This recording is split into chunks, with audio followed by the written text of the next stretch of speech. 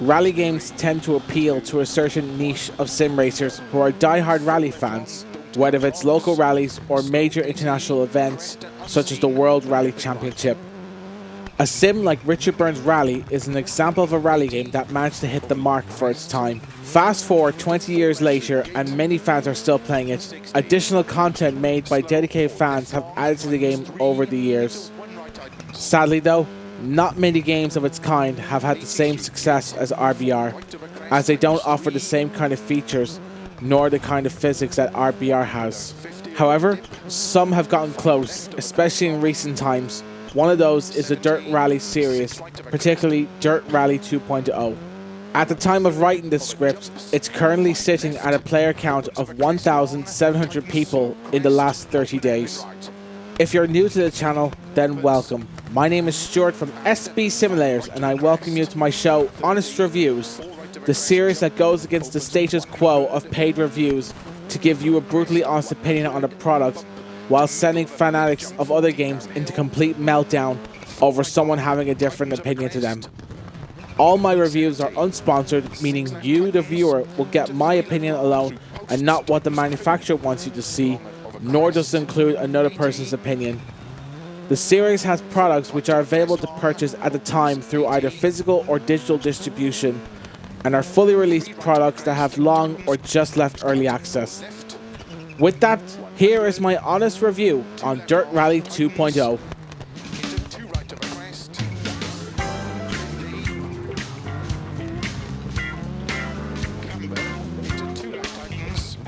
The game's developer, Codemasters, has a long history of developing some of the best rally games throughout the years. A few examples of these are the first three Colin McRae games, developed for the legendary PlayStation 1 and PlayStation 2. Based out in the English town of Southam in the county of Warwickshire, some of their best racing games they've developed alongside their rally game catalogue are the F1 games, the original Grid, and the Toka Touring Cars games 1 and 2 for the PS1. Today, games such as the Dirt Rally franchise and their latest EA'S Oh yeah, I remember. Nobody likes that, as shown here on the game's Steam reviews. Wait, what's this? Mostly negative recent reviews. Now, I've never seen that before. What? EA or Codemasters must have done something really shady to get that kind of review status. Anyway, let's get back to what people do like, and that is Dirt Rally 2.0. When it comes to force feedback, this game kicks ass in that department. I can feel the changing of the surfaces to the car, but when I'm going beyond the limit, it truly adds to the immersion of being in a rally event and feeling like I am close to death if I make one mistake. Something I feel like EA'S WRC is missing handling wise. That feeling of playing with death himself as I navigate over every bump and curb. The cars are very satisfying to drive and they behave like how they would in the real world with a correct powertrain. A front wheel drive car truly feels like a front wheel drive car, which is something I respect in racing games, not just rally games.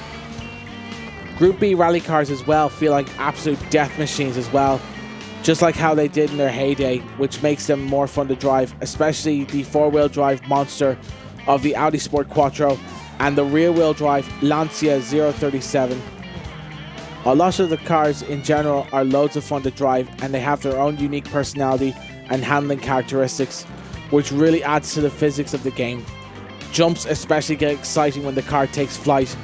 I recall a lot of times when I get excited seeing my car flying into the air after hitting a big jump. Not only that, going flat out with these machines gets my adrenaline pumping. Force feedback feels sharp and truly immersive. I would have it running 100% and I can feel myself working a sweat just keeping the damn car on the road. It reacts to the smallest rock, bump and curb when driving on the stages. The change in surfaces is also a nice touch to the force feedback. It comes alive when you go from one surface to another. For example, if I was on the stage and I drove on light gravel 1 minute, then suddenly the gravel got heavier, I will be able to feel that in the force feedback.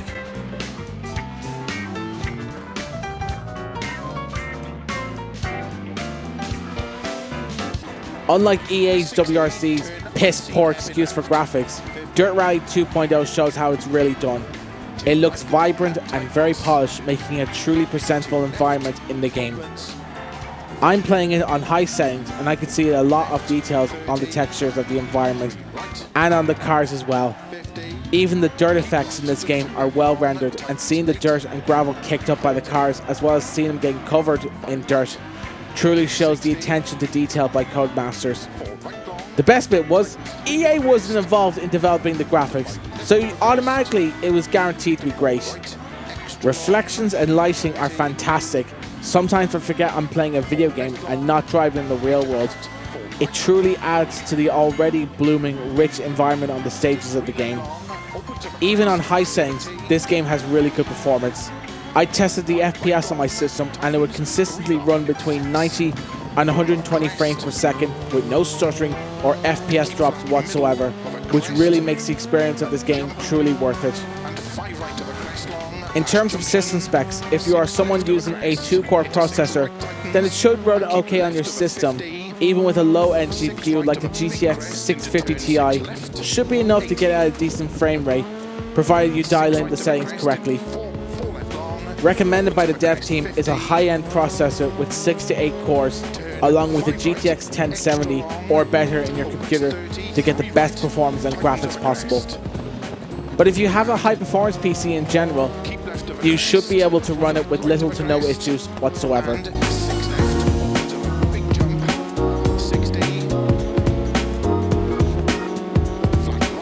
While this doesn't have a huge impact on the game, one little thing I do like is the human expression in the co-driver.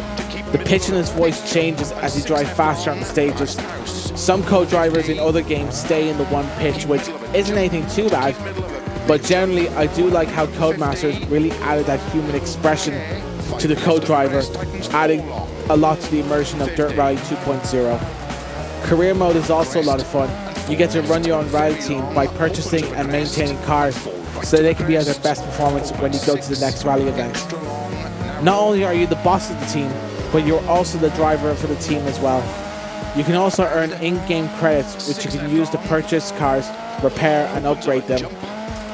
As you progress through the mode, you can even train your staff to get better repairing and maintaining vehicles, and even teach them to carry out repairs faster so you can stay on top of the competition.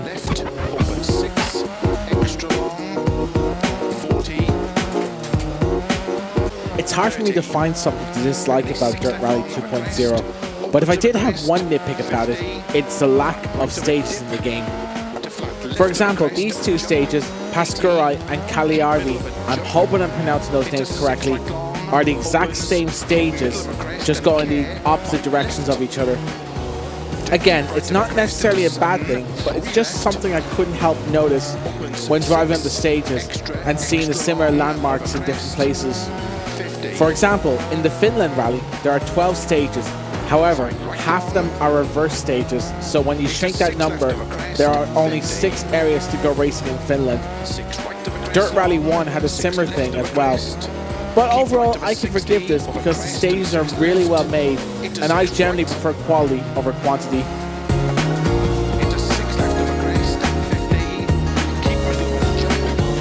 Overall though, Dirt Rally 2.0 is a rally sim that's still worth playing in 2024. If you're like me and you were let down by EA'S WRC, then consider picking up Dirt Rally 2.0. My advice would be to pick up the Game of the Year version, which costs €40 on Steam, and, best of it, it's €10 cheaper than EA'S WRC. How cool is that? I would also suggest getting the game while you can, because I fear that someday one of the licenses that this game has will expire, and it may get taken off the Steam store and every other store in general because of that. If you like Richard Burns Rally, then you will love Dirt Rally 2.0, as this is the closest rally fans will get to a modern day RBR. Even as a non-rally fan myself and someone who is more into circuit racing, I find myself really enjoying Dirt Rally 2.0, and I regret not picking this up sooner. But hey, better late than never, as they say. Sadly, ever since Codemasters was purchased by EA, Codemasters' quality of games has dipped significantly, as proved with EA'S WRC, which the graphics is a massive step down compared to Dirt Rally 2.0. And I fear many future releases by Codemasters are going to go the exact same way because of this. So that is my review on Dirt Rally 2.0. I hope you enjoyed this review, and I also thank you for taking the time out of your day to check out this video. Just out of curiosity, I went to look up to see why EA'S WRC has received a mostly negative review status in recent reviews. And one reviewer mentioned because of an anti-cheat software that they have called Kernel Anti-Cheat, which on paper sounds good. It's supposed to automatically ban people who are hacking the game or have modified their game to gain an unfair advantage.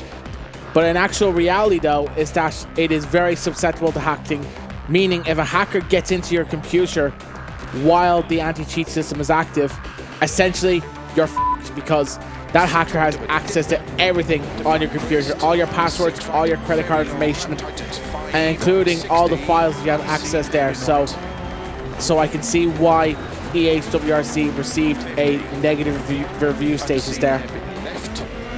But if you do like what you're seeing on this channel, then please consider subscribing. And if there's anything else you'd like to see become part of the Honest Review series, whether if it's a sim, a product, say like a joystick, a racing wheel, or a wheelbase, a shifter, or anything like that, or any other sim for that matter. It doesn't have to be racing sims. It can also be flight simulators, truck simulators, or anything like that whatsoever.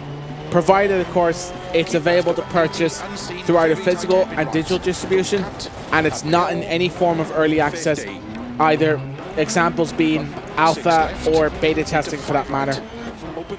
But overall, thank you for taking the time out of your day to check out this video, and until next time, goodbye.